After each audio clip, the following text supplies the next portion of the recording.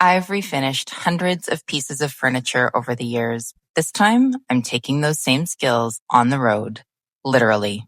In this RV renovation series, I'm priming and painting everything from the walls and cabinets to the refrigerator and adding peel and stick flooring, backsplash, and wallpaper, all with a furniture refinisher's focus on prep and durability. You'll see what worked, what I'd do differently, and how to get great results even in a small space. Hi, I'm Lana, and together, let's make something beautiful, something made for you. You going in?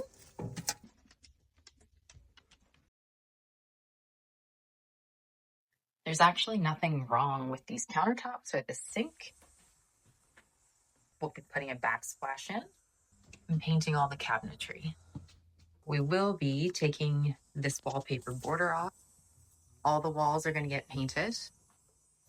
These will take off. Not really sure what we're going to do in terms of balance there or curtains, but you do need something in an RV. The shades themselves are quite nice. Just the toppers I don't like. Also like the separator for the bedroom. This is the flooring that we got. All of this will come out. We've taken out the seating and that will get reupholstered. One of the things about RVs is the limited storage space and how you have to be super organized and make use of every little bit.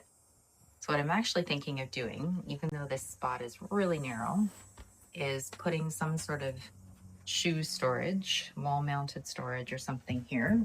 And then this, I'm planning to take off, and I actually want to make this a little shelf with a little lip on it. We've also got these little bits of upholstery here. So we'll be popping that out. This fridge is likely going to get painted black. This is the bathroom. Shower and tub all in one.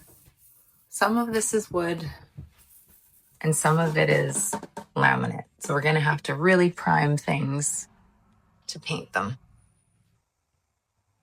The prep takes a really long time if you want to do it right.